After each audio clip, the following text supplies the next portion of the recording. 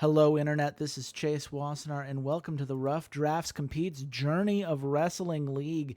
It is our second weekly in the month of October.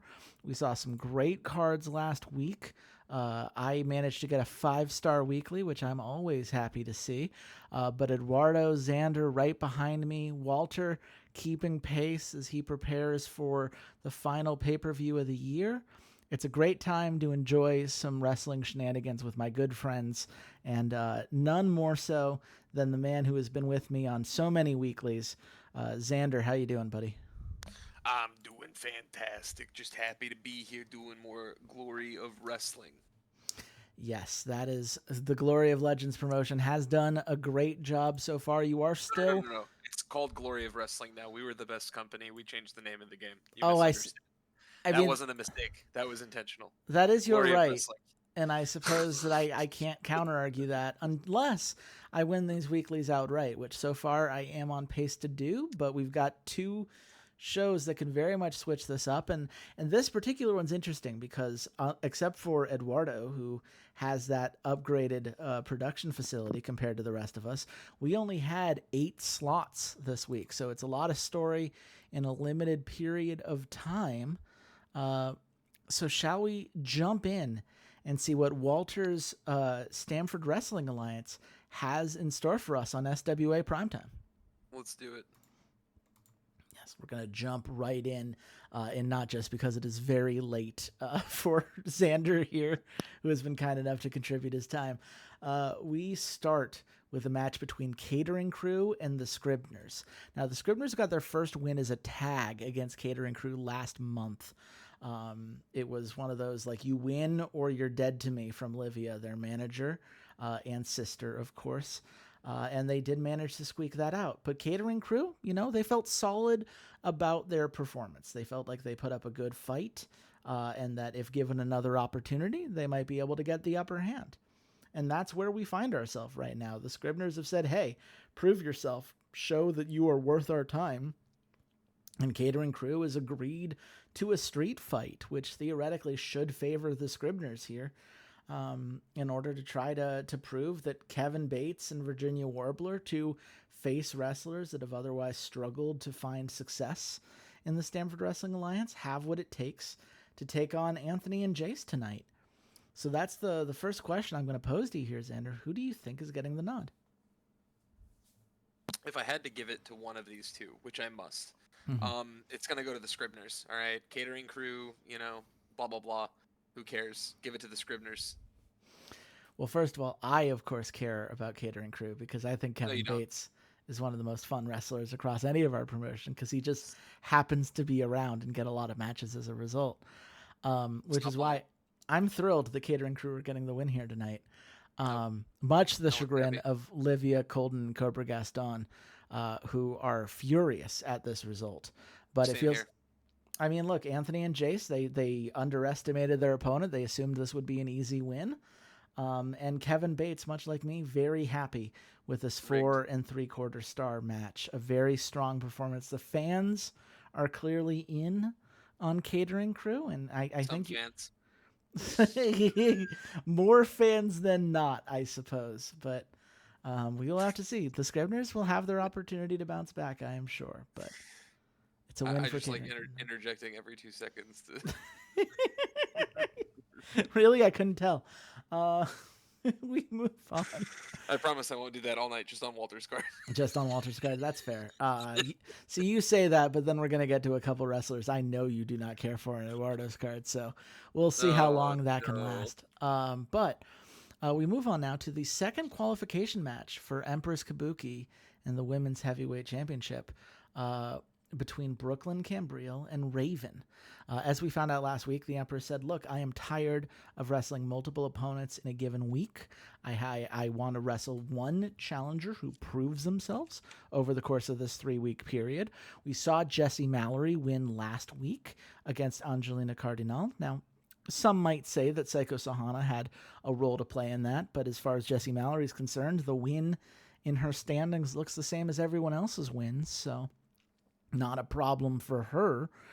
But now we see Brooklyn Cambriel, the supreme deity, just 1 month away from becoming a face of the company, versus Raven, the glorified badass who, within the kingdom, has done a good job managing Drew King and has shown a lot of talent in her own right. Who do you think is going to earn the right to challenge Jesse Mallory next week for the chance to fight the Empress? If Brooklyn doesn't win, I'm getting off the call right now. So this would be a bad time to tell you the Raven's taking it? That's a shame because Brooklyn won the match. I just thought it would be really funny to see him freak out here for a second. It's a real shame. Love to have him on, and we'll see how it all goes. But it is Brooklyn Cambriel getting the win. I am sorry for messing around with my friend, but at the end of the day, that's what he gets for playing such harsh favorites. But hopefully he will come back when I send him a lovely screenshot that Brooklyn got the win.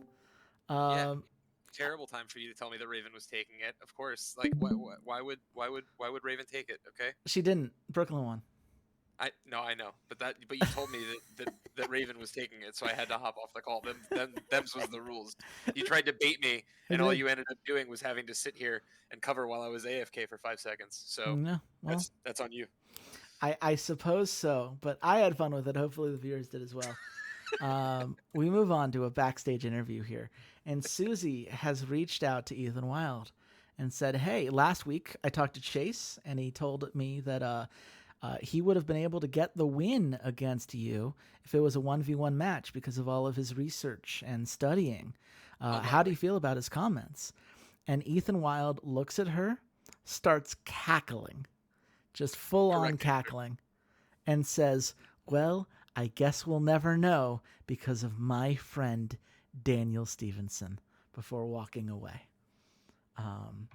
Daniel Stevenson's going to hate seeing that, but that is the nature of the beast as of right now.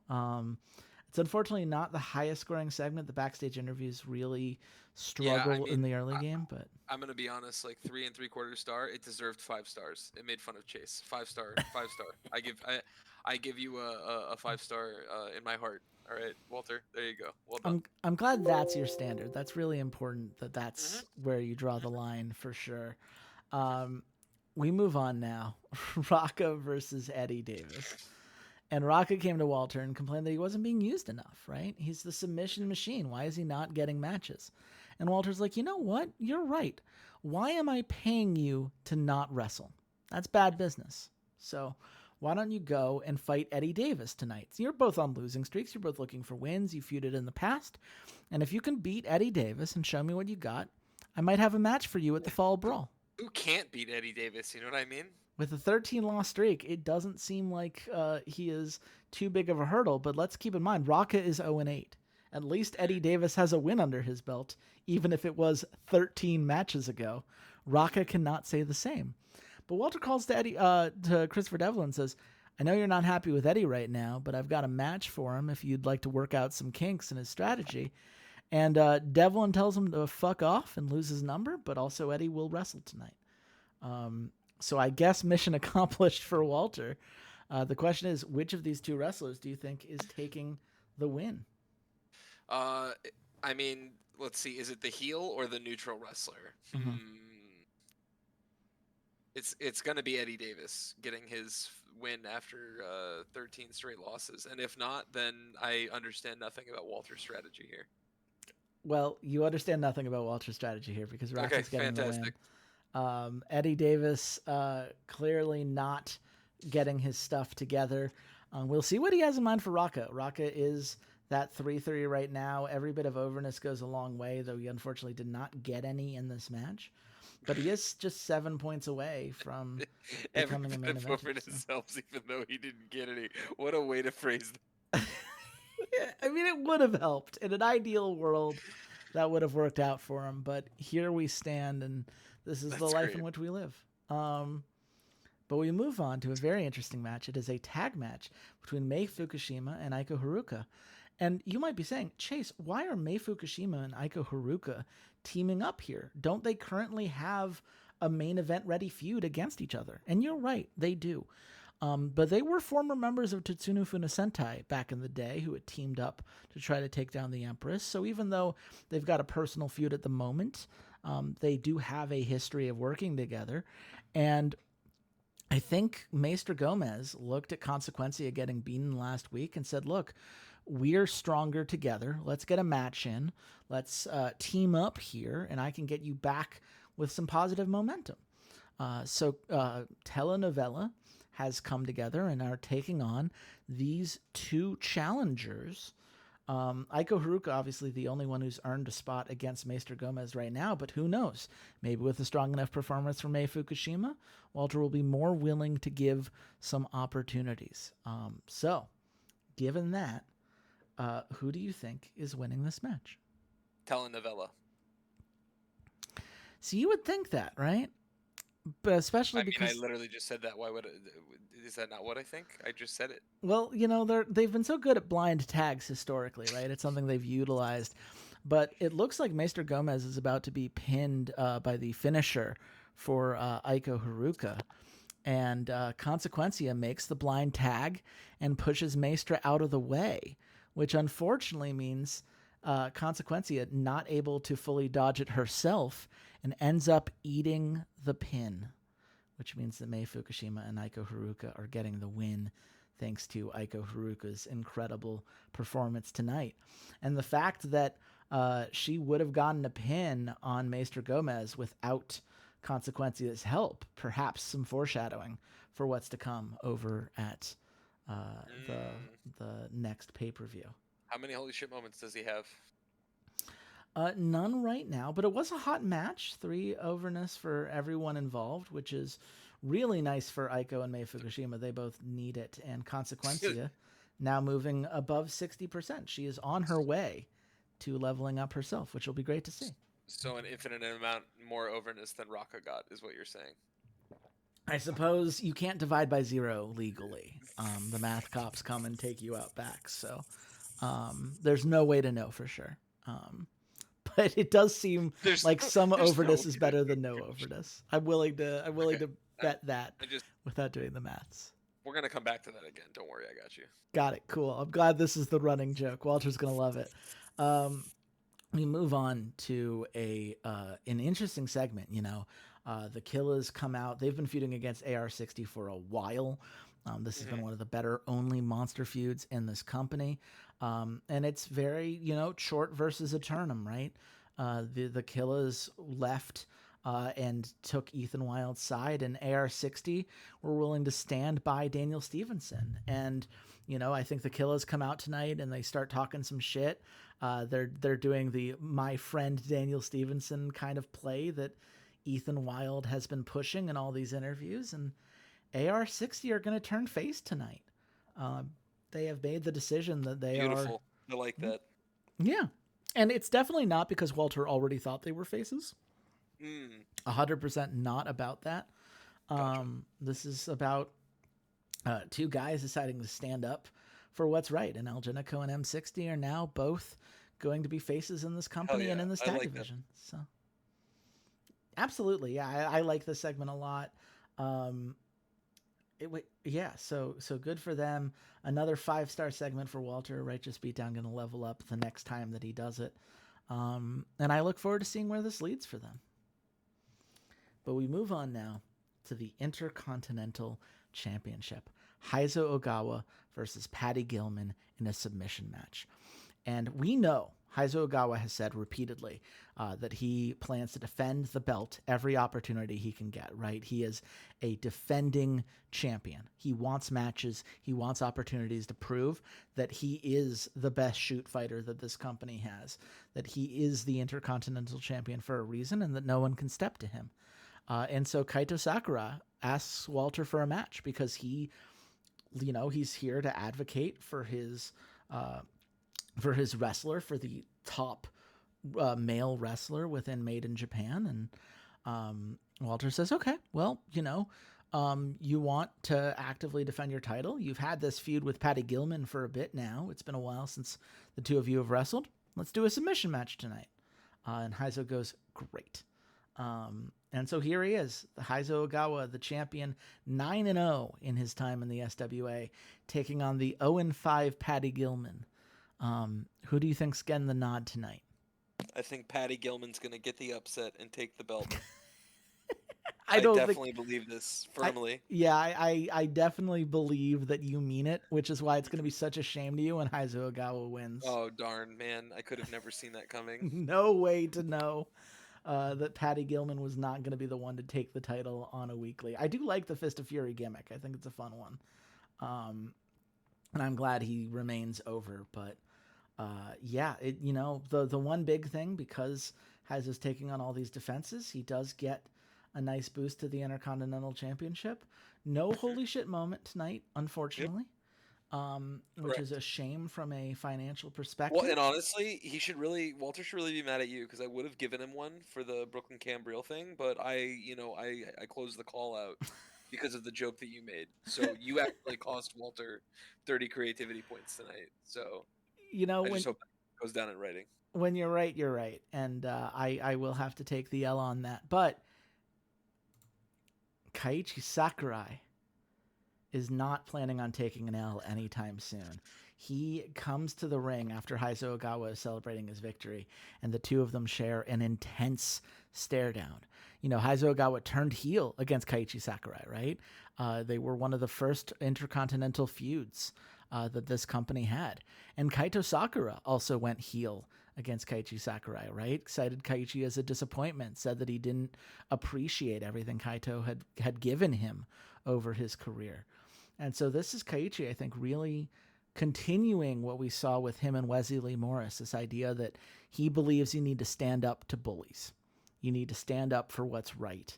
And Heizo Ogawa taking easy pickings against a guy like Patty Gilman, that ain't right. Um, and so that's going to be the end of the card, is the two of them staring each other down. Um, and it's a 4.25 star segment because I think stare downs will need a little bit more experience to get to that silver prestige. But we see another boost for the Intercontinental Championship just being in the main event here.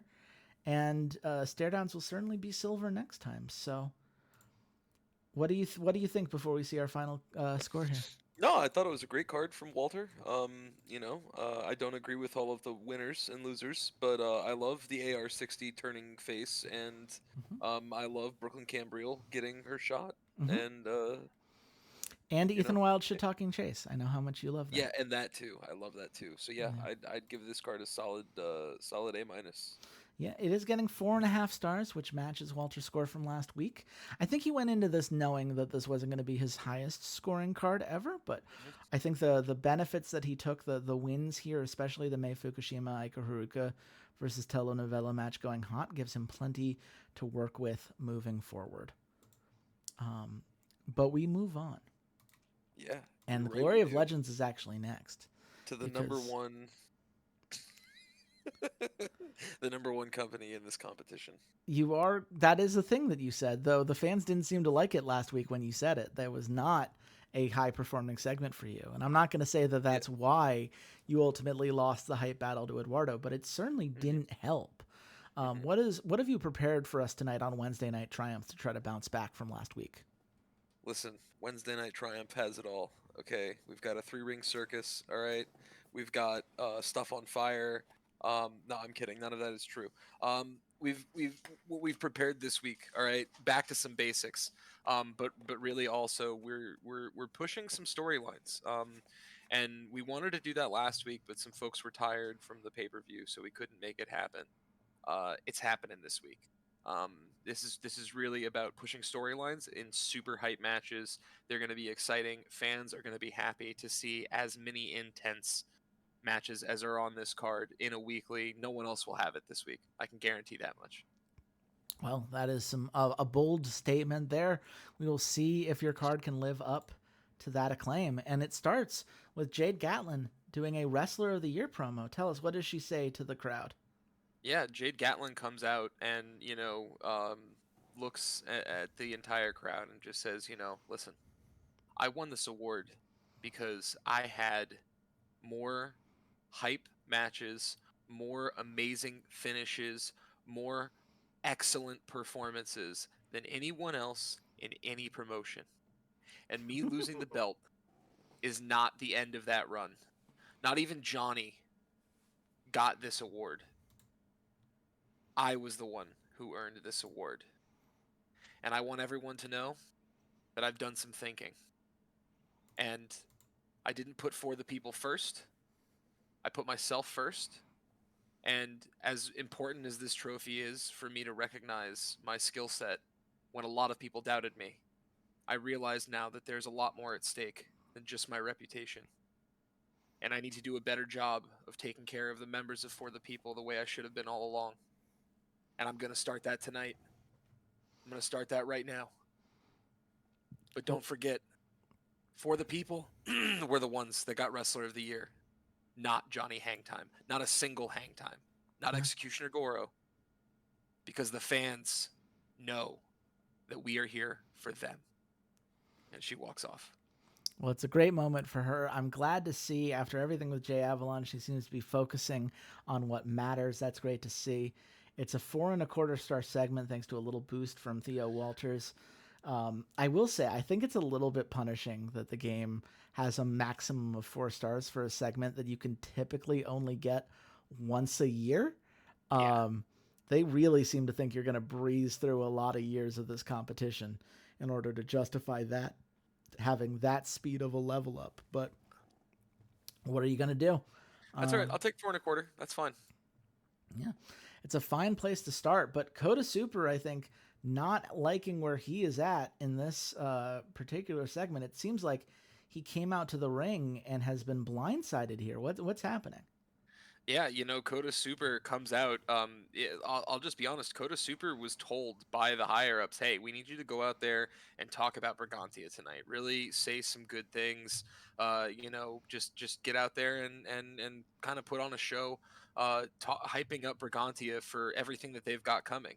And Coda Super did that, gladly. He went out there and he's a pretty exciting guy, and the Prince of Harlem, and was ready to talk about how important Brigantia is and all of the good work that they've been doing, and some of the stuff that he's been doing for the kids of Harlem, as a member of Brigantia. And it turns out that the person who set the segment up was actually Executioner Goro.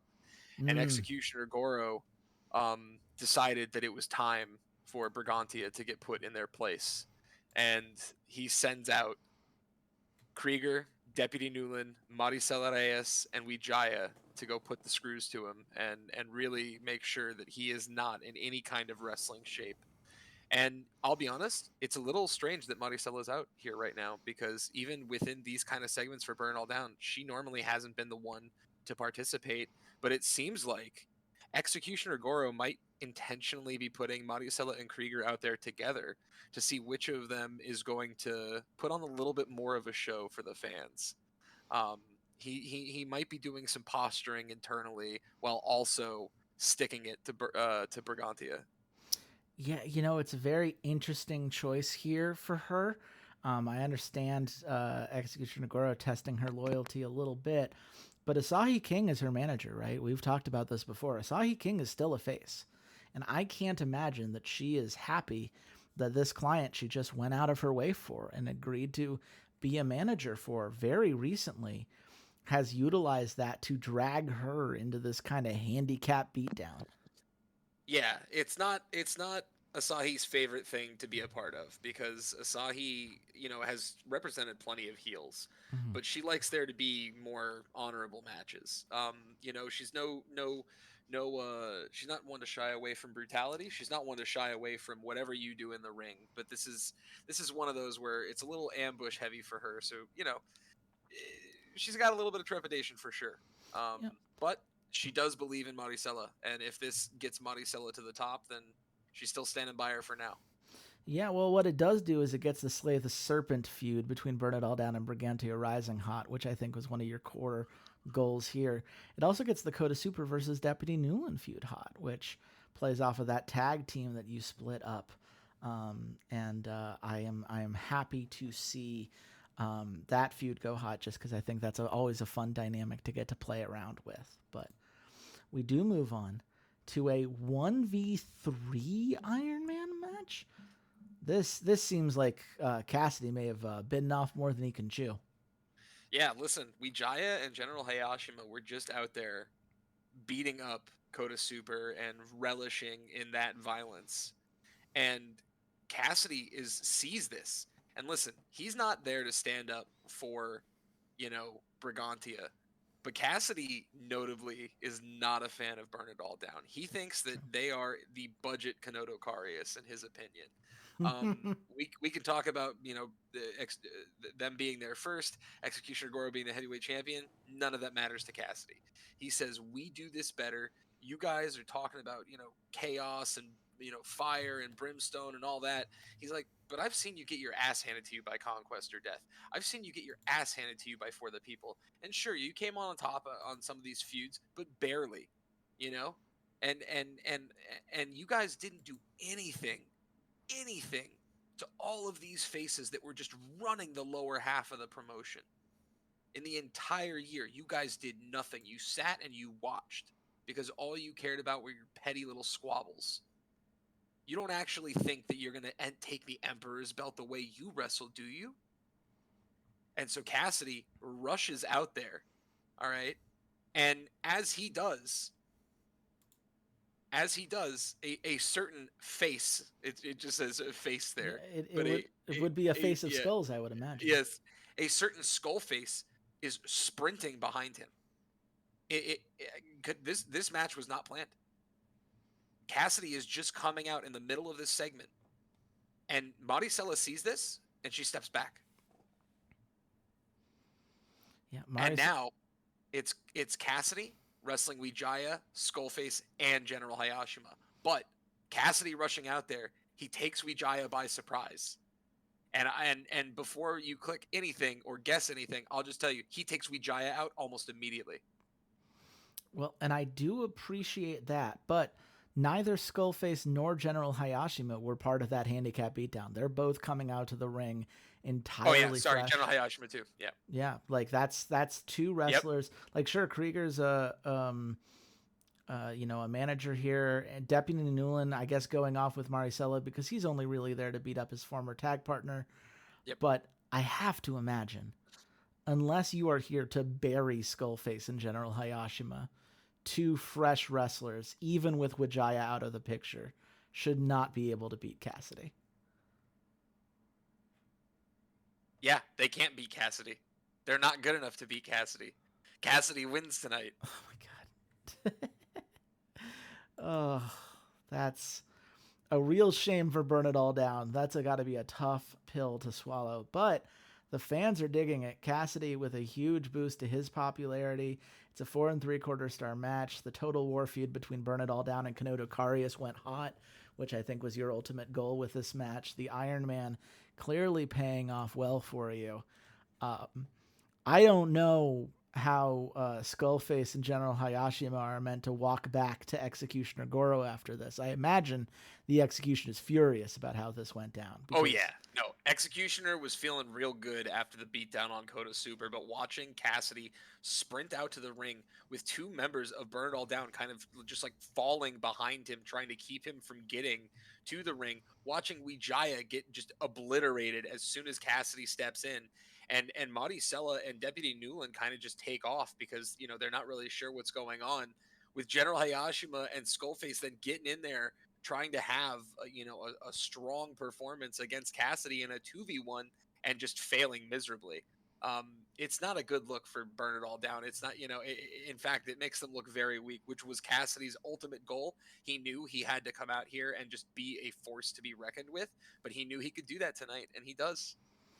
Yeah, it's a very interesting narrative choice. I'm curious to see how you plan on treating Skullface and General Hayashima moving forward because as good as Cassidy is, this is quite the defeat that Burn It All Down are going to have to process. But we will have to move on because it looks like Hueso de Cabra has come to the ring. That's right. Hueso de Cabra has come down to the ring because he's legendary. He's legendary because he's legendary and he's endorsing somebody. That's true. These are both after true facts. after watching Regan Awesome win his match and really come out with the most insane performance of his career to this date against Animal Fukuoka. Hueso says, listen, I believe that this guy has what it takes to go to the top. I have yet to come out and endorse someone that hasn't immediately improved and hasn't immediately demonstrated that they are here for the good of Glory of Legends, that they want to be the ones that represent the positivity, the fantastic wrestling, and most importantly, achieving the highest of goals. Regan Awesome is a guy who's worked hard. He was a lower mid-carder who became an upper mid-carder, he was an upper mid-carder who became a main eventer, and he has worked his ass off to stay here. And I see in him a young talent that could go all the way to become a face of this company, and a face through and through. I mean, I couldn't agree more. I love Regan Awesome. That's been on the record for a while now. I thought his handling of that feud against Animal Fukuoka really spoke to his potential in this league.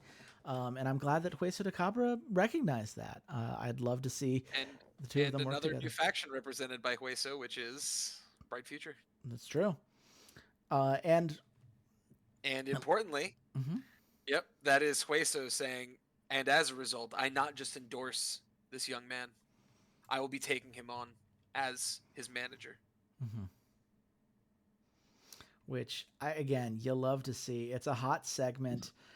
Boost this all the way up. I think this is confirmation that I don't think a segment can get over 5 stars, because if it could, this would have been it. I think it's just giving more benefits. Yeah. Yeah, that's 31 popularity for both of these wrestlers. That's a huge boost for Regan Awesome.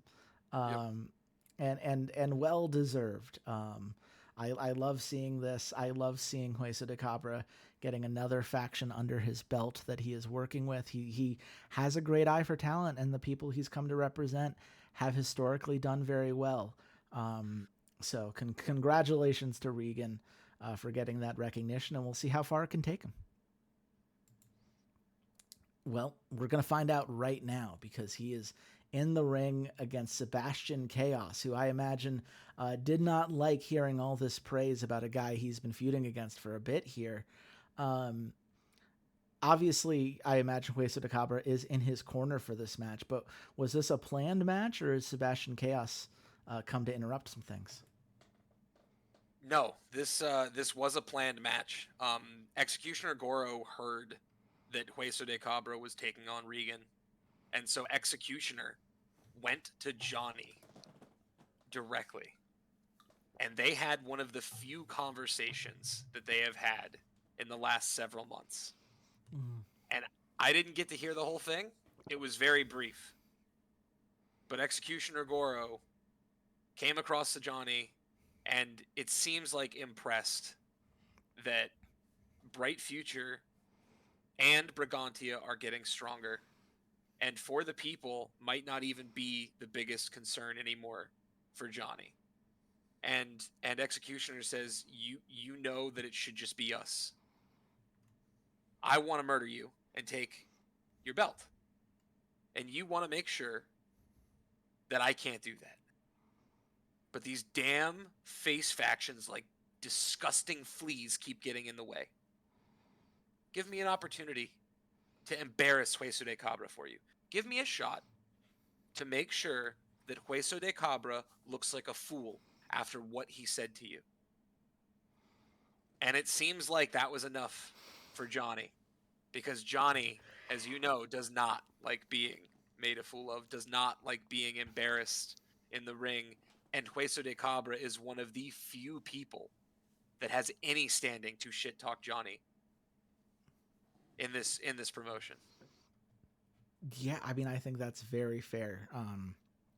As a legendary wrestler before joining Glory of Legends, Hueso de Cabra has earned a lot of credit among longtime wrestling fans, but Sebastian Chaos has done very well for himself. Sure, he's 3-7 and he's lost his last 3 matches, but he's on the path to become a face of the company for a reason. Now, the storyline that I would love, as a very biased spectator here, right, is Regan with Hueso de Cabra as in his corner, stands strong, right? Proves that he has what it takes to live up to the hype around him in this moment, and Burn It All Down are forced to reconsider after already taking a loss earlier tonight. It's a real come to Jesus moment, if you will, for them. But I get a sense that you have a different plan in mind. I do. And I will say, Regan looks better than ever tonight. But he's up against a face of the company status wrestler who, even though has lost their most recent matches, those matches have been extremely hype. One of those matches also was him losing to help another member of Burn It All Down win. So notably, Sebastian Chaos is going to take the win tonight. But I will tell you, this was supposed to be a blowout. This is not a blowout. This match is very close. And that does have Executioner Goro on, a little bit of notice here. But he still did what he promised to Johnny. So he's sighing a little bit of relief, because if Sebastian had lost tonight specifically, making Johnny more mad than he already is when you already are open that you're trying to fight him, not a good thing. Not a good thing at all. So. Very fair. Well, I think this match worked out pretty well for you. It's a 4.5-star match, plenty of intensity. The fans are in. It starts quite the feud between Burn It All Down and Bright Future. 179 starting hype is always a great place to be. And Regan Awesome versus Sebastian Chaos is a feud I look forward to seeing develop. It also leads to your first holy shit moment of the night as Sebastian Chaos puts Regan Awesome through the announce table with an elbow drop from the top rope. Given that Walter didn't have any, this is the first holy shit moment of the night in general, and I'm sure you are glad to see it, given the investment you made in this first blood match. Yep. We move on now. Your second Iron Man match of the night, a triple threat Iron Man match between Black Bull, Elliot Hangtime, and Braden Castle. How did we get here? Listen, you've got the three core factions represented: For the People, Conquest or Death, Burn It All Down. When we said back to basics, this was what we meant, okay? You have Elliot Hangtime, who is looking to come back and finally get a solo win. He did have a win most recently when, Hangtime Heresy came back. They did get a win before, obviously, the loss in which Eric suffered his injury. But Elliot now more than ever knows that he needs to do something. He needs to be a positive representative for Conquest or Death. He needs to get wins because he's got Phil, Kai, and Johnny breathing down his neck. And now his biggest ally within the faction, after everything that went down between them, is not wrestling, is not even there. So Elliot needs to start positioning himself in a better place. And he asked his brother for that shot tonight. And Johnny said, well, Elliot, we can say no hard feelings. I know it was really Eric that was the one driving the horse, and you were following him, as you've done for many years. But if you want to represent us tonight, I'm not just going to give you some easy match, some little member of Burn It All Down, or some little member of For the People, or Bright Future, Brigantia, those clowns. No, you're going to go out there and you're going to put yourself at risk. You are going to wrestle two very good wrestlers. And if you don't beat both of them, then I want you to rethink your position within Conquest or Death, because especially with our pissant little brother who isn't here, you don't have a lot of friends around here.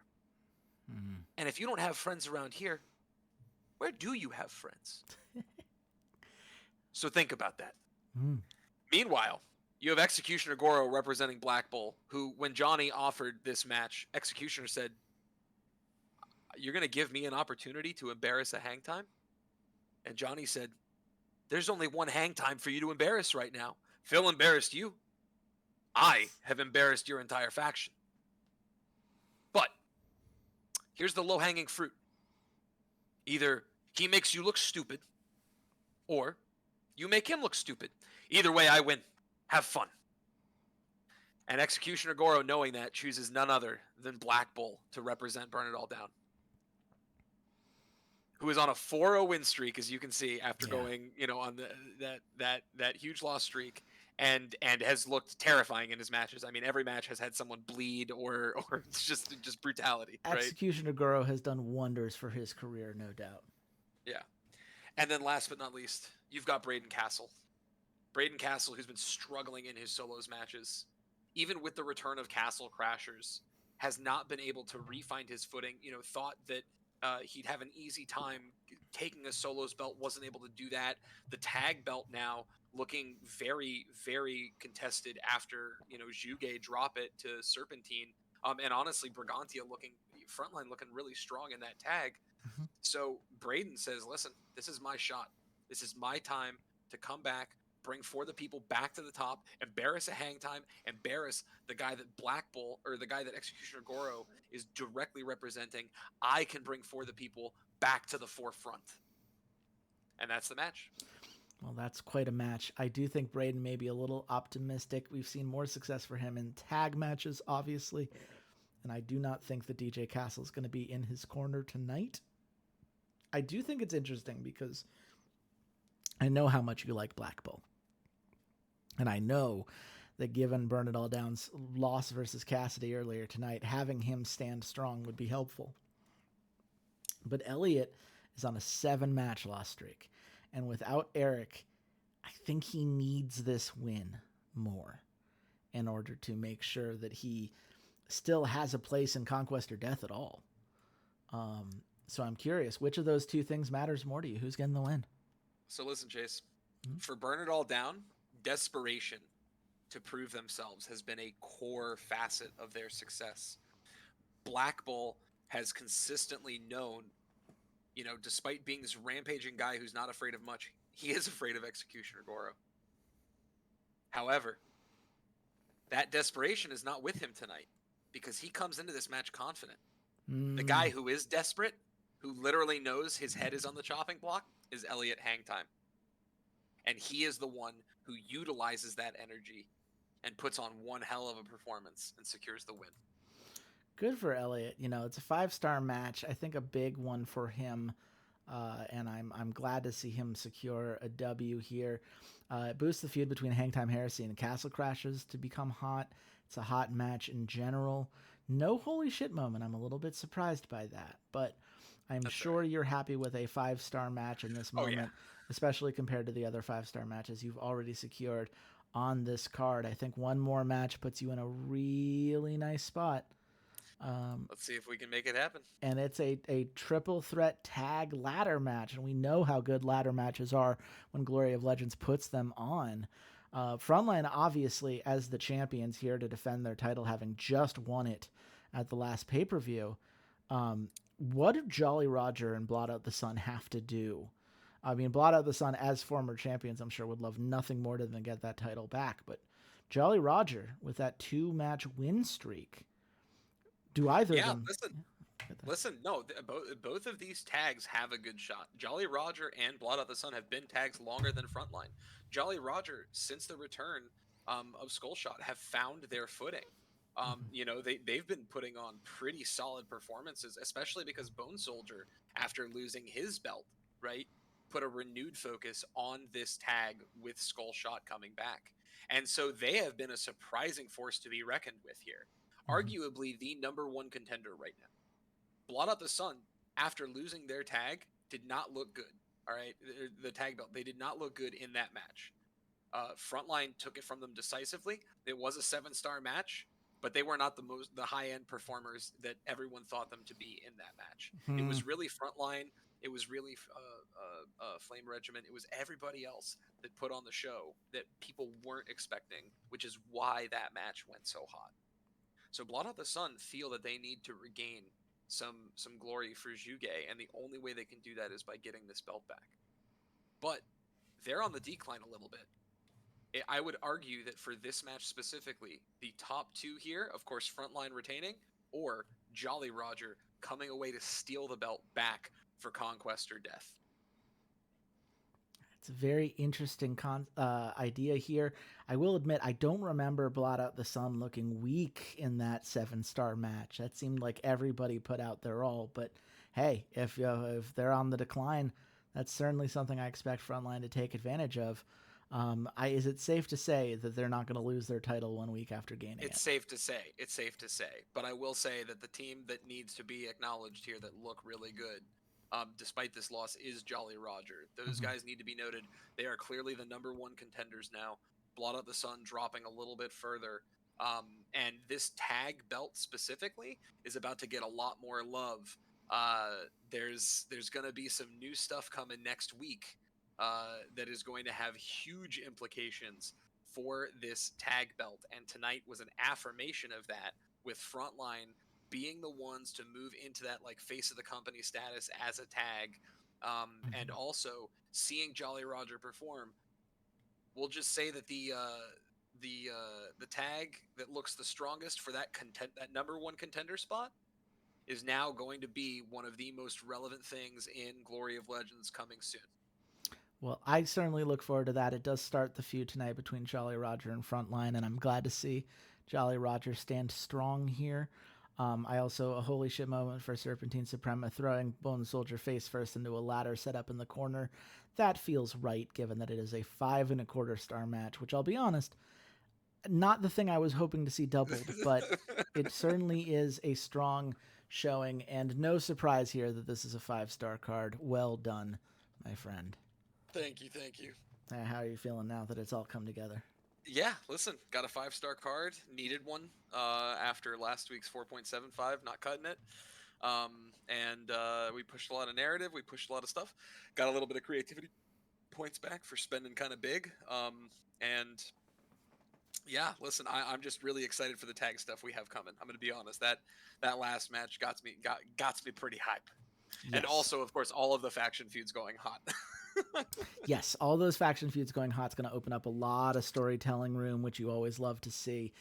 In your tag division, man, there's a reason that 7-star match was as good as it was. You have a lot of talented tag teams, and I understand wanting to focus on Jolly Roger here, but I don't think there are many tag teams in your company that I would describe as weak. I feel like they've all That's fair. proven That's fair. themselves. They all I was have a more lot so going on. speaking relative to that match, but it's still a 7-star I, match at I the end get. of the day. Look, So you're yeah, trying to hype up Jolly Roger. I get it. I'm yeah, just yeah, as someone who likes Blot Out the Sun because it has a very similar composition to Magic Missiles and yeah. appreciated their time as title holders and do not think that they are done by any means. No, they are not. Um, I gotta show them some love, but we also need to show the Campeonato de Luchasaurus some love because they also got a 4.75 card last week. Eduardo now finding the beauty of segments, having realized that they are now a thing that exists, which is nice to see. It's opened up some fun storytelling angles, and I think he has some more great segments alongside some fun matches in store for us tonight. Shall we jump into Destination? Let's do it. It starts here with an ambulance match between Dominion and Lethal Tempo. And look, these two teams have gone back and forth for a bit. Lethal Tempo were at one point Guardianes del Pucar Femenino champions. And during that win streak, Skulldretz and Gina Akatani both looked very strong. This risk-taking attitude, their ability to stand strong in these big matches made them a very fun team to watch. But Dominion have also had their successes, right? CC Cruz is not seen as the most talented wrestler out there. She is a 2-star work rate, but she is paired with Ivy Chavez, a natural babyface with natural charisma, someone who has won over the hearts and minds of a lot of these fans and has put on some great showings for Dominion. There's a reason that despite having maybe a lower work rate than some of the other female tags, the fans are always calling out for Dominion. And I think perhaps that's why Lethal Tempo have called Dominion out tonight, right? They're tired of seeing this, in their eyes, mediocre tag team get all of this love that they believe they deserve as these incredibly talented female wrestlers that have accomplished things that Dominion hasn't proven to be able to do yet. So they've called out the ambulance here. The question is, does Lethal Tempo take care of business and secure the win? Or does Dominion hoist them on their own petard? Lethal Tempo. You believe in Lethal Tempo. Eduardo believes in Dominion. And that's a 4.5-star match with an interesting story beat. And Ivy Chavez hitting Skull Dredson with a lariat that knocked her head off. 30 creativity points and a nice overness boost for Ivy Chavez. Obviously, a hit for Lethal Tempo. They don't like losing this match. But at the end of the day, this is the Campeonato de Luchasaur. Anyone can win on any given night. And Lethal Tempo are not immune to that just because they have held a belt in the past. Dominion proving that they are indeed a force to be reckoned with the women's division. How do you feel about the match now that you've seen the result? No? Just a no? Nope. Well, you gave it a holy shit moment anyway, so clearly there's some part of you deep down that agrees with the fans that it's an interesting story, so. I like Ivy Chavez. That's true. Ivy's very likable. Absolutely. You know who else is likable? Razor Jackson. Mr. Extreme, the 5'12" wrestler. Stop lying. I like Razor Jackson a lot. I like the idea of a face that's willing to get down and dirty. It's one of the things that you don't see enough of in our competition here. And Razor is swinging big tonight, taking on Chakal Pro, right? Who has El Arcangel de Fuego in his corner. Representing La Sagrada Familia, feels the need to really prove himself and his faction as superior in this moment. But, Razor, I believe this might be a resurrection of an old feud. I think he understands what it takes to beat someone like a Chakal Pro. He is not intimidated by going up against a faction leader. He is not intimidated by the fact that Chakal Pro is on his way to being a face of the company. He's got a guitar in hand against a chainsaw, which I will admit is maybe not the weapon that I would pick. But both of these guys are on loss streaks right now with very similar records. And if Chakal Pro isn't careful, Razor could pull off an upset. Do you believe in a Razor Jackson upset, or do you believe Chakal Pro takes care of business? Listen, I'll tell you what, okay? Razor Jackson brought the perfect weapon. Because against the likes of Chakal Pro and El Arcangel de Fuego, okay, Razor Jackson plays the worst mariachi you've ever heard. And for a moment, Chakal Pro literally has to cover his ears, and he drops the chainsaw. And that's when Razor Jackson smacks him in the face with the guitar. And it kicks the match off, and because of that, Razor Jackson wins. Wow, you called it exactly right. I don't know how Eduardo knew that those were the weapons that would be brought out, but that is 100% beat for beat exactly how this breaks down. And it breaks down to a 4.5-star match. Chakal Pro taking a little bit of an overness hit, but nothing he can't handle. It's another holy shit moment. I'm sure you're just happy that you called it correctly. Oh, no. That was going to get a holy shit moment, 100%. Yeah. Because I knew he was going to give it to Razor. All right. Yeah. It is very funny because when he made this match, he said, I'm giving the win to Razor Jackson just to piss Xander off. And here you are, having correctly predicted. So well played there. And well played to Razor Jackson, suplexing Chakal Pro from the apron through a table outside. Another 30 creativity points, which given how rude the game was at the award show, well deserved, I would say. And another 4.5-star match. But we now cut to the ring, and it is Suki Akiyama versus Layla Abelos. And Layla, she believes she's too pretty to lose.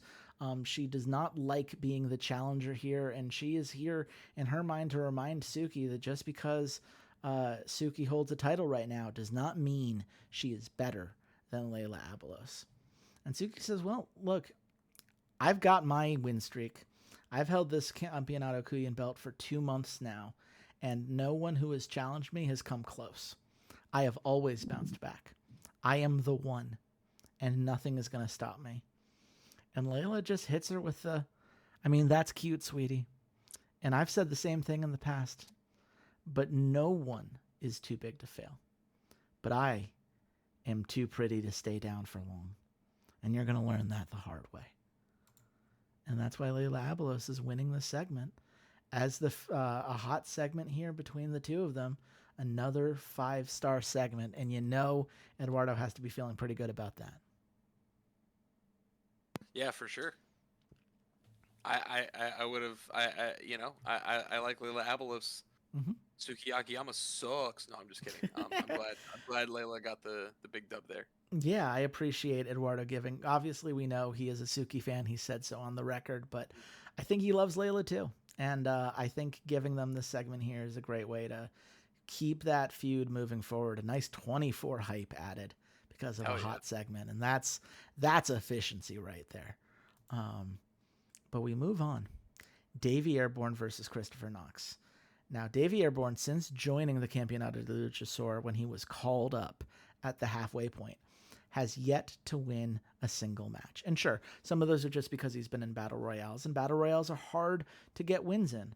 But he has also struggled in this Only Monster feud against Christopher Knox, the self-proclaimed emperor, who I know you have considered a fraud because, according to Johnny Hangtime, saying anything else would be a capital punishment. But I mean, it's literal heresy, but yeah. yeah, it's quite literally heresy indeed. But Christopher Knox has been on the rise, right? After Hmm. starting, I think 0 Yeah, and that's why he 6. lost his last 2 matches. Yeah.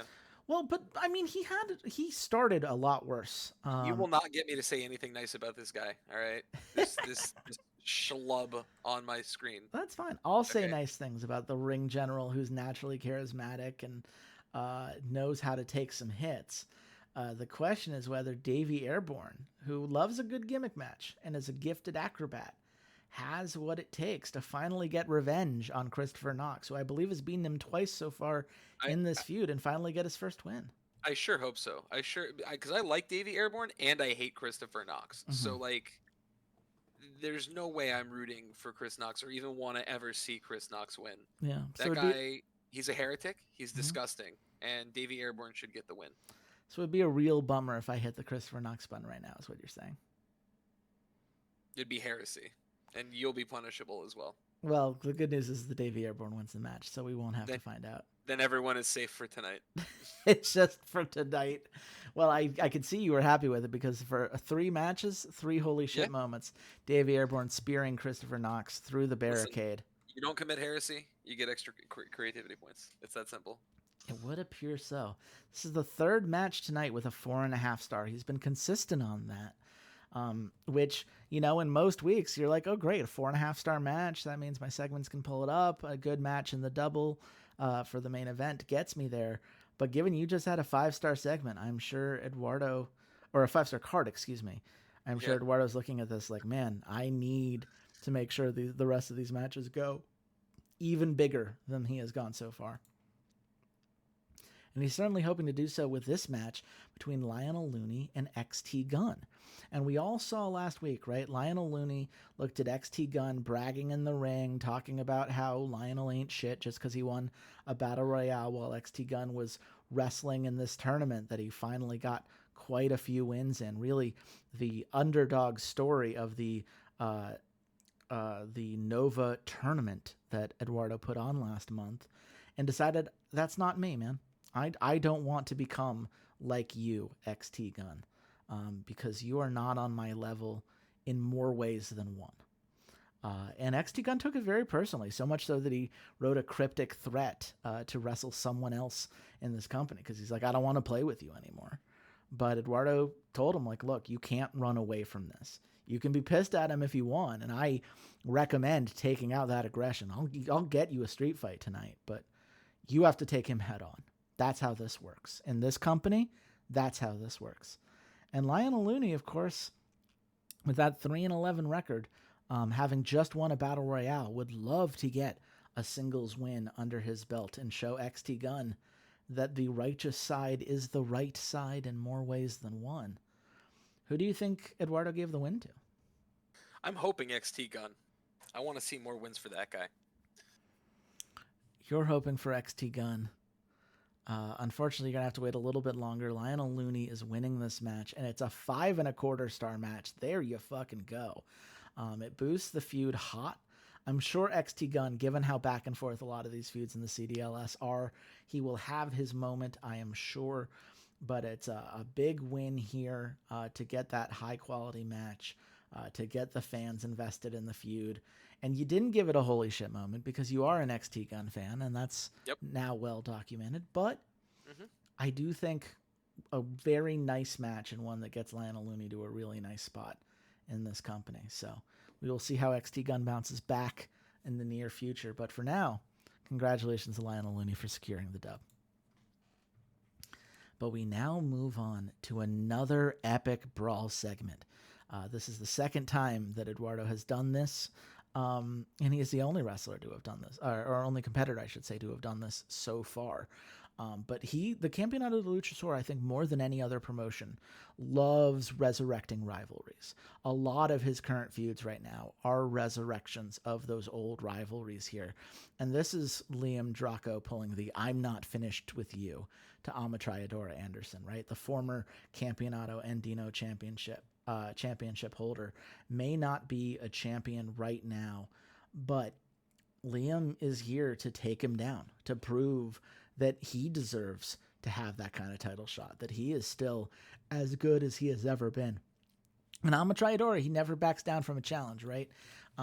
He won the last feud against Liam Draco, but Liam Draco was not the king of battle royales when they last fought. So this is Amatryadora Anderson needing to remind everyone why he was at one point the champion of the greatest belt that the Campeonato de Luchasaur has to offer. And no surprise that it's a 5-star segment between two incredible talents. Yeah, it's good stuff. Can't wait to do one. I will also point out that because of this, you will look, this feud starts at 102 at Hype for individuals that have, this is the beginning. Incredible to see how quickly a segment like this can really raise a feud. But also, great feud between great wrestlers with a previous feud that was really strong. Goes a long way. But speaking of a previous feud that's carried things a long way, we have Adriano Cicelli versus Requiem Avilo. Requiem Avilo at one point, I will remind you, was 0-10 as a wrestler. And Adriano Cicelli was at one point a champion of... I forget which belt it was, so I'm not going to say the wrong name in order to avoid lore confusion. But he was a former champion at one point. And Requiem, very jealous of the career that Adriano Cicelli had by defeating him early on in this company before the legit murderer had really found his footing. And since then, he's been putting Adriano in the dirt, something that I know you have thoroughly enjoyed. Adriano's lost 6 matches in a row. And it's getting to the point where in a street fight match, he's not bringing his guitar, despite being the guitar-playing champion in this company. That's how seriously he's taking it against Requiem Avila right now, who would love nothing more than to do unto Adriano what Adriano did unto him in the early days of this company. So the question is, does Requiem shake aside that loss at the last pay-per-view and get back to the wins that he has secured against Adriano Cicelli? Or does Adriano, a man who is theoretically trying to become a face of the company, finally bounce back with a win tonight? Requiem. I'm never rooting for Adriano. You don't have to root for him to know that he's winning this match. It's a 4 3/4 star. Look, the feud's not fun if Requiem just beats up Adriano. Yes, it is. Well, I guess we'll have to agree to disagree. I think this is quite the good match. It's a 4 3/4 star with 2 boosts here. It's a hot match between the two of them. No holy shit moment. Again, you're not a fan of Adriano winning, so no surprise you didn't reward him here. But I do think it was a very fun match to watch, and it seems like Adriano sucks, and I don't care who knows it. Well, that being said, we do move on. And you see here, last week, Ryuji Sakota was endorsed officially by El Tigre de Neon, his manager. He went out of his way to say the future of the Rising Sun is bright because Ryuji Sakota is going to be such a huge part of it and everything that this company has in store. Ryuji calls himself the best wrestler of all time, despite only being 25, which is something that could be seen as an ego trip if it wasn't for the fact that a guy like El Tigre de Neon tells the fans, look, I was a legend, I am a legend, I will always be a legend, and Ryuji is that guy. But El Arcangel de Fuego, who you will note has represented nothing but heels during his time with this company. He has been the heel manager compared to El Tigre de Neon. I think this is the moment he finally snaps. He is done with this idea of playing things super nice. What the hell happened? What? Wait, what happened? Apparently, he had turned face recently? You've been here for all these shows. Do you remember El Arcangel de Fuego turning face? Because No. I don't. I don't remember that happening anytime recently. Was he paired with someone who went face? Was there a faction that turned? I honestly cannot understand how this happened, but it is a huge overness penalty. It has taken El Arcangel de Fuego no longer over with the fans. It's still a 5-star segment, and as a legendary guy, I imagine it won't, he'll battle his way back, but I am perplexed. I don't know what happened here. Yeah. Did he represent somebody that turned? I didn't think managers turned with their clients like that. No, I don't think so either. I don't know. I have no idea. We'll have to go back and look. I guess we'll do some research after this for sure. Because he hasn't even done like face turn, heel turn segments, right? Yeah. Unless like Lionel Looney was on his side. That's the only thing I can think of. Because Lionel Looney went Righteous Beatdown last week. I don't know. We'll do some research on it and let you know at the start of the next card. All I know for sure, as a full-time manager at this point in his career, it's not as bad as it could be. It is a damn shame, and I would not be surprised if we see some segments specifically designed to get El Arcangel de Fuego back over with the fans. But we do have to move on because Ryuji Sakota, after getting the crap beaten out of him by El Arcangel de Fuego, Jack Azriel has come out to the ring in order to take advantage of the situation. And El Tigre de Neon runs from backstage to try to get Ryuji ready for this match. But Jack, it's as if he knew that this beatdown was coming because he's got the ambulance ready to go. And the Poker of Pain tag member who is on his way to becoming a face of the company has had some solo success, and not just because Kristen liked his name, seems ready to take advantage of this situation. Who do you think's getting the nod? I think it's my boy Jack. It is indeed Jack Azriel. It's a 4 3/4 star match. I think really well done here. Yeah, look, Ryuji caught off guard, paying the consequences of that. El Tigre Neon gets in the ambulance with him, is going to make sure that he's okay at the end of the day. But Jack, I think he's now looking to El Arcangel de Fuego and being like, see, I finished what you started. This is the sign that you're going to take me on, right? And El Arcangel de Fuego comes to the ring, and he's like, I think it is time to recognize some greatness. I think it is time to give some love and make the fans, all of you watching at home, truly appreciate the incredible talent of Max Campbell.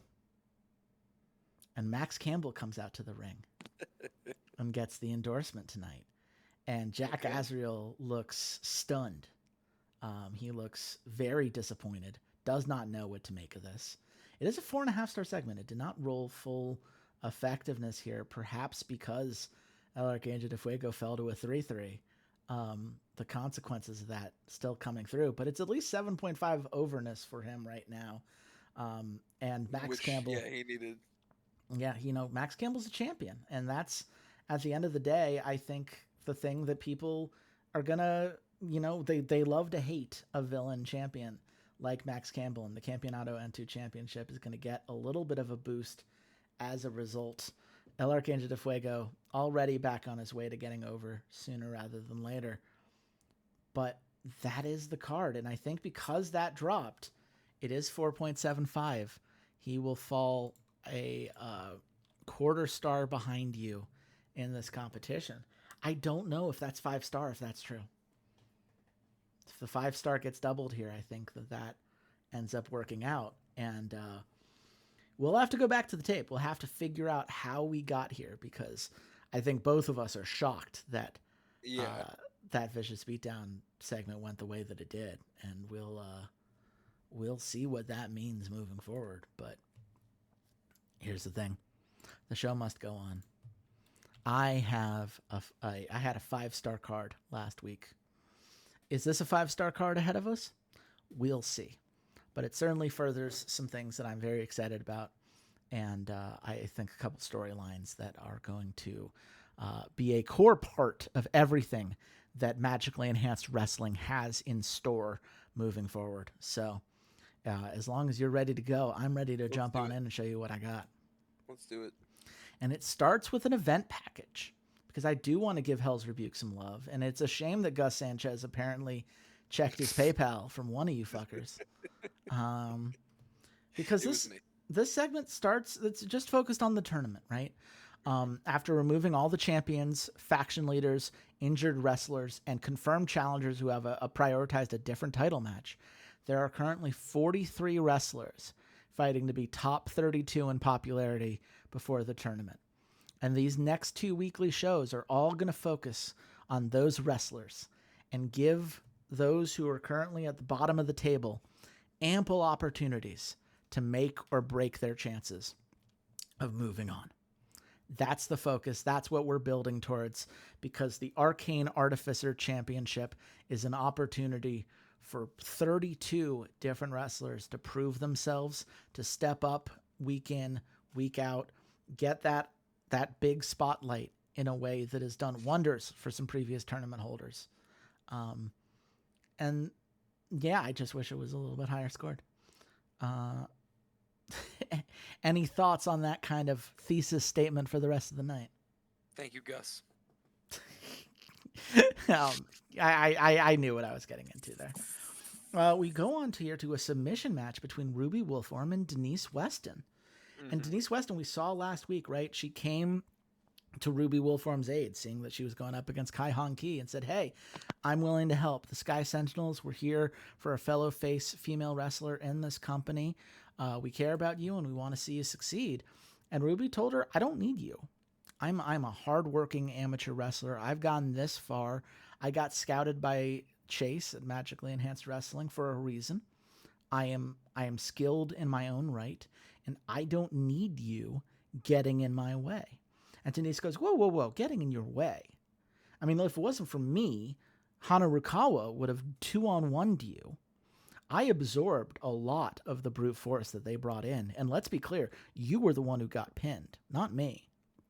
You don't have to join the Sky Sentinels if you don't believe in what we're doing, but don't tell me that I'm the reason you failed last week. And Ruby goes, well, if that's how you feel, let me prove to you why you're wrong tonight. And let me prove to everyone why I deserve to be in this tournament, to compete for an Arcane Artificer Championship. And Denise says, well, if that's what you want, that's what you're going to get. And that's the match in front of us. This 2 top talents on the face side of things wrestling in the submission match. Xander, who do you think I gave the nod to? I think it's going to Denise Weston tonight. It is indeed going to Denise Weston tonight. Ruby Wolfhorn has a lot to learn, you know. She's 21 years old. You know, I think her ego's maybe getting the better of her a little bit right now. Denise Weston, 30, she's been there, right? She understands what it's like. I don't think she takes it personally, but I think that she needs to stand strong here as a member of the Sky Sentinels, as someone who won her feud eventually against Alana Elise. This has kind of been her role to help faces find their way in this company. And we'll see if Denise can help Ruby out in the long run. Right now, I'm sure Ruby's just upset that she lost this 5-star match, but I'm happy to take a 5-star match. So Yeah. to each their own, I suppose. We move on to a triple threat tag elimination match. And you knew this was coming after last week. A Better Tomorrow. We saw Vinny Stacks come to Techno Boy's aid after he was viciously attacked. Vinny ended up winning that match, and the two of them announced their new tag, which infuriated No Bullshit, who had been promised by Arsenico that they were going to be Independence's tag team, that this was their exclusive right as a member of Independence. And so they went to Arsenico, asked what was up, and Arsenico said, I didn't condone this team. That wasn't my call. I don't know what they're doing. And No Bullshit said, well, does that mean we are allowed to attack them despite them being part of Independence? Are we allowed to take them down and prove that we are the best tag team in this faction? And Arsenico goes, of course. Look, I believe in the divine, and I believe the right tag team will win as you two go head to head. So by all means, go at it. Prove that you're right and they're wrong. And so No Bullshit get in the ring here. But then Ezekiel Cross and Gerudo's music for Hylian Cross hits. And they make it very clear, look, we hate No Bullshit. We've fought No Bullshit for a while now. And we're here to put you down, but we're also here to prove ourselves because we both want to fight in this Arcane Artificer tournament. I know what I'm capable of. Ezekiel kind of points to himself, and Gerudo has been there every step of the way for me. I want him to succeed too, because we are both way better than what either of you are capable of as individuals and as a tag. And sure, Hylian Cross only has one win as a tag so far, but, 1-6 versus 3-12, who can say which of these tag teams is truly better? And A Better Tomorrow now have to prove themselves against both. Like, yeah, Vinny Stacks is highly rated. Techno Boy made a big leap last week, but that does not mean that they know how to work together as a tag. We have not seen that in action. So, between these three talented tag teams, who do you think I gave the nod to? A Better Tomorrow. You believe in A Better Tomorrow. Is this just pure Techno Boy hype? No. I think it makes the most sense for them to be doing what they're doing so you can build further narrative with some splintering within Independence. You are right on my objective here. But that splintering is why Hylian Cross are getting the win tonight. In a 5 3/4 star match. Let's fucking go. Because A Better Tomorrow and No Bullshit keep fighting each other. And they let Hylian Cross get their free shots in. Because Hylian Cross are wrestling with a unified purpose of proving themselves and making sure they lock in their spot in that Arcane Artificer tournament. Better Tomorrow, still learning how to wrestle with each other. No Bullshit, angry, unfocused, not ready to take on two tags at once. And Hylian Cross, they may have lost that feud against No Bullshit in the past, but they did learn from it. And that's why they're able to get the win tonight. Does that all track narratively? Yeah. Okay. I'll take that. I'll take that win. I'll certainly take the 5 3/4 stars, but yeah, that's gonna be big for you tonight. Yeah, I feel like I've been consistent with that within Magically Enhanced Wrestling. If you've got two people who hate each other, that third party has the opportunity to take advantage, and certainly Ezekiel and Gerudo did that tonight. But we move on to a backstage segment. We see Ryu Otake, get in a meeting with Arsenico. He's like, so do you want me in the Arcane Artificer tournament, or do you want me to take down Derek Nash? And Arsenico goes, well, I can't make that choice for you. Obviously, I want you to hold a belt. Whatever happens at this next pay-per-view, I want you leaving Hell's Rebuke with a title. Anything less is a failure. So you take some time and think about who it is you know you can beat, and think about what it's going to take to beat them, and make it happen. And Ryu walks out of that meeting, and Derek Nash absolutely beats him across the head with a baseball bat. Just was waiting for him, ambushes him, and runs. And Ryu says, okay, I think I've been given a sign. And he's going to pull himself out of the Arcane Artificer. That brings us down to 32 because he will be challenging Derek Nash at Hell's Rebuke, as Derek Nash, with wonton, gleeful violence, takes Ryo Otake down backstage. Right on. It's my first backstage attack. I'll take a 4 3/4 star response there, as well as a hot segment for both the Total War and the I'm the Next Face. I do love to see that. We'll move on to a very important match between Devin Moxie and Lucas Meltzer, right? This is an end of the line tables match because Devin Moxie, since joining Righteous Retribution, he's hungry to prove himself, right? He is a 4-4 wrestler that believes he was underutilized as part of the Northern Nightmare. And part of that was him being injured, right? He wasn't able to wrestle. But even before then, he was not someone who felt like he was getting the opportunities that he deserved. You know, if there had been a similar situation like what happened with the Western Watch, he probably would have left with the Hellfire Club, right? But he didn't get that opportunity because he wasn't around at the time. But here he has a chance to stand for something. He has a chance to stand for Righteous Retribution and try to take that out on a group that he believes does not deserve what they've built. But Lucas Meltzer, right? He saw finally the fire in Prince Pretty Pink that had been missing, right? Finally, Prince Pretty Pink no longer hiding in the shadows, taking it to their opponent, and he's feeling invigorated. So when Devin Moxie comes looking for a match, you know, Prince, you know, he prepares himself, he's ready to get there, but Lucas says, "Don't worry, I got this." And this time, instead of being talked down or told you don't need to give them the time of day, Prince says, "I know you do. Make it happen." And that's the match. Who do you think's getting the win? Yeah. It better be Lucas. That's all I'm gonna say. You better give it to Lucas. I am giving it to Lucas. Okay. And it's a 4 3/4 star match. It does not get the feud hot. Oof. Which this was my last chance to do so without it going over. Unlucky. So I guess that's it. I'm resolving that at Hell's Rebuke. Da-da-da-da-da-da. Which means I'm going to have to adjust some things, I think. Oh, no, I don't actually. Because they were both faction leaders anyway. Neither of them were eligible. So it's fine. Okay. It's just a 4 3/4 star match. No holy shit moment, huh? You couldn't give me one for giving your boy Lucas a win? Nope. That just feels rude. But I guess who am I to question your divine wisdom and giving holy shit moments? I'm sure this has nothing to do with me getting 5 stars last week and you being bitter about it. I'm sure. Correct. Well, we move on to a street fight match between Overflow and Shooting Stars.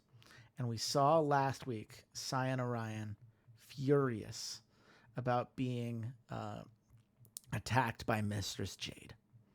And she comes out here and asks for a rematch, right? She deserves her opportunity. And Malachite, her tag partner, comes out and says, "Cyan, don't forget, like, we're a tag team, right? Remember, we were going to challenge Light and Shadow? Like, what's happening here?" And Cyan's like, "Look, it doesn't, if we don't win our matches when we have these opportunities against someone like Mistress Jade, we don't deserve to challenge Light and Shadow." And Malachite's like, "What do you mean we? I didn't have a solo match. I don't really do solo matches because I'm focused on this team. Even when you were gone, I was focused on getting myself ready to be a team." And Overflow goes, "Oh, hey, trouble in paradise, ladies?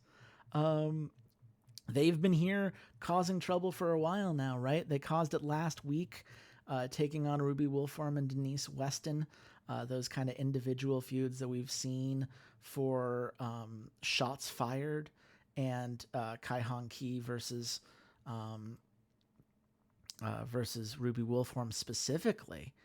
But they've been feeling themselves, you know, ever since they had those segments. They proved themselves to Ariana Black that they deserve to be part of the Scourge. They see this as their job now. Shooting Stars, they're divided right now. They don't seem to be on the same page, and that means there's an ample opportunity for Overflow to take advantage of that. And that is the ultimate question. Do you believe that Overflow take advantage of this opportunity, or do Shooting Stars come together at the last minute and secure a win?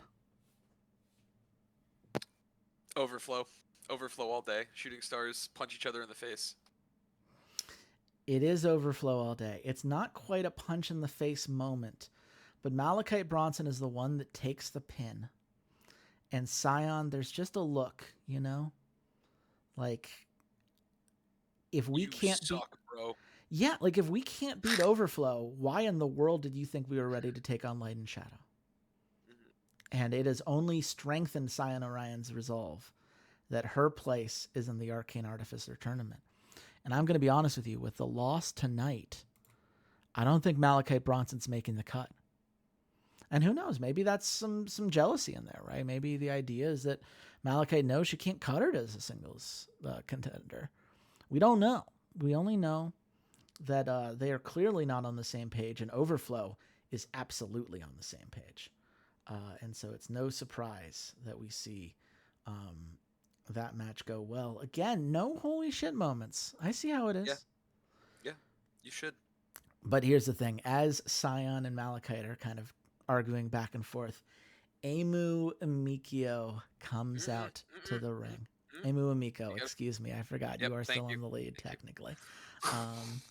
I'll just point out, mine's a champion. Mine's a champion. Yours. That's nice. Yeah. Doesn't matter. I guess not. I'm in the lead right now. You deal with it.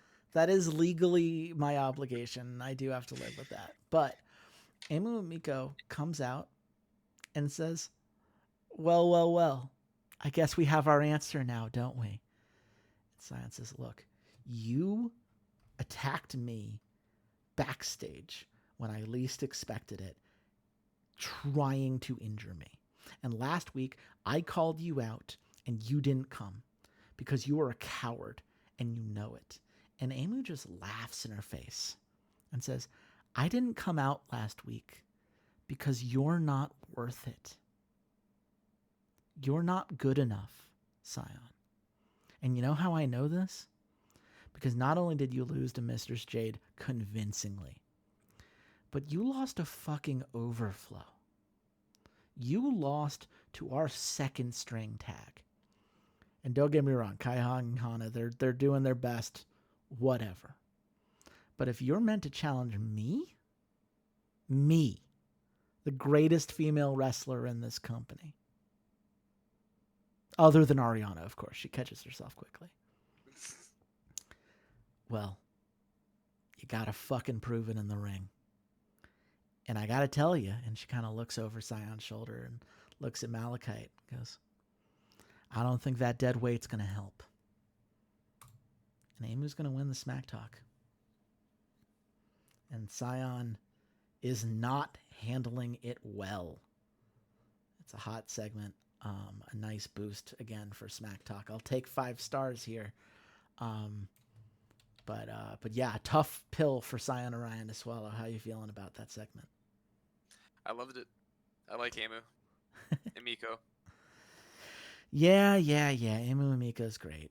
Emu and Mikio's great too, but Emu and Miko definitely great. We close tonight with a street fight match.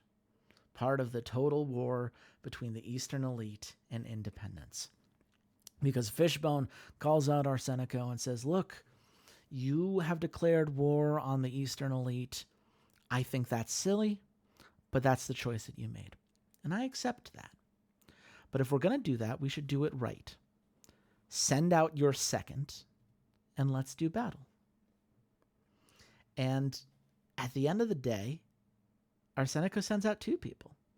He sends out Monty Hendricks, who is the highest rated wrestler in Independence, not named Ashton Nieves, of course. Monty Hendricks has been more loyal for a considerable period of time. He is the gift from God, self-proclaimed, of course, but still has yet to be disproven. And he sends out Johnny Scott, his right-hand man. And sure, Johnny's lost, I think, 13 matches in a row at this point, but he has been the voice of Independence. He has been the one who has always been at Arsenico's side. And he thought, well, Fishbone said he was going to send out a second, so clearly this is going to be a 2-on-1. We'll have an easy match. Johnny's not going to be a problem. And in the ring comes both Eli Chaos and Fuerza de Dragon. And Arsenico looks like he's going to raise an objection, and Fishbone goes, no, you don't have to say it. I know how much you care about fairness and doing what's right and not falling into the corruption that plagued this company before. And I know you would never want a 2v1 fight. And Arsenico again has to bite his tongue. He does not like, as the Sorcerer Supreme, to be unable to push back against Fishbone's influence, but it is a 2v2. And Eli Chaos, he struggled individually. Fuerza de Dragon only has a couple wins under his belt, but these are both very strong competitors, both 4-4s who have put in the work and have had, at least recently, a little bit of an upswing. Still more losses than wins, but some wins being sprinkled in there, especially Independence. You say Independence? Independence. Anderson Scott, baby. I like Monty. I like Monty too, but Johnny Scott only knows how to lose, unfortunately. And he is the one who holds holds Independence back. And Monty berates him for it afterwards. Like, what good are you if you can't handle being in the ring? And Fishbone just kind of smiles, shakes his head, walks off with Eli and Fuerza, one under each arm. And the three of them go and grab some drinks and celebrate as Arsenico is fuming in the background. No holy shit moment on all of the night's card. You're welcome. I didn't... Okay. I do have to bite my tongue, again, legally, because you are in charge. But the worst part... Oh! I got a 5-star card! 5-star? Yeah, that 5.75 hooked it up. It really did. Oh my goodness. I thought I needed a 5-star in the final match. If I didn't get the good psychology bonus, I definitely wouldn't have gotten it. Yeah. But it's my second 5-star weekly in a row. Eastern Elite. I mean, look, at the end of the day, I just need an excuse for Eastern Elite to still look strong despite everything. They need to hold up under scrutiny, and they need for the feud against Independence to matter. If Independence just kicks their ass all the time, it's not interesting. So, one day, Arsenico will learn not to send Johnny Scott out in that moment, but it's not tonight. I do narrowly squeak out a win. Wow, that was tight. Yeah, and I'll be honest, that might just be because I have more base fans. Like, that might have, like, when we're talking 200 fans, that may have been the only difference here, given the number of people that tuned in. But at the end of the day, my number's higher than yours. Eduardo loses enjoy a your little lack bit. of creativity moments. Get fucked. Creativity wins. God, I'm just glad that the awards happened, because otherwise I'd be in a lot of trouble. And I'm sure all of our competitors feel the same about the awards. I'm sure they're gonna love watching me stack my card next week with 100-point matches. It will be fascinating to see if that can carry you across the finish line. It's been a great set of weeklies so far, but for now we are wrapping up. Xander, where can the nice people at home find you? You can find me on all socials at Tentacle Coach, and I always have to plug them. Please go root for Brooklyn College Esports. Just wrapped up most of the season, but got some stuff still to come. Our JV team playing in semifinals for ECAC tomorrow night at 8 p.m. EST. So yeah, please go support at CUNYBC Esports. Thank you. Absolutely. Definitely go give them some love. You can find me at Chase Wassenaar on bsky.social. You can find the Rough Drafts podcast, that this is an offshoot of, at Rough Drafts podcast on bsky. We just recorded a couple episodes tonight that I'm very excited to share with y'all. So if you like really bad vanity projects, next week, absolutely worth your time on Monday. And don't forget that a week from now, on Thursday, April 18th, we're going to have our next pay-per-view stream. It's going to be one hell of a good time. You're not going to want to miss it, especially not with the quality of matches we've seen recently and with how tight this competition is. So be sure to come back for that. Thank you so much for your time. Until next time, Goodbye, Internet.